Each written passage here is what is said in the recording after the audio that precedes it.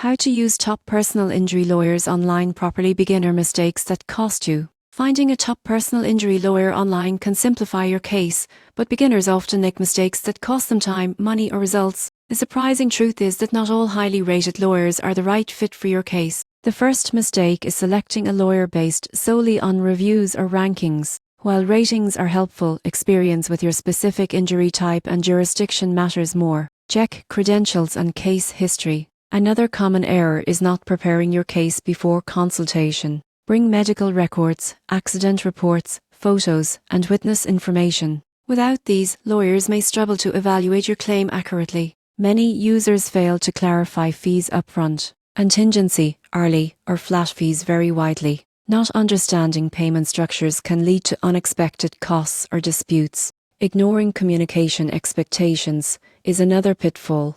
Ensure the lawyer responds promptly, explains strategy clearly, and provides regular updates. Poor communication can delay your case or create frustration. Finally, some assume hiring an online lawyer eliminates their involvement. You must still provide accurate information, attend meetings, and follow instructions for the case to succeed.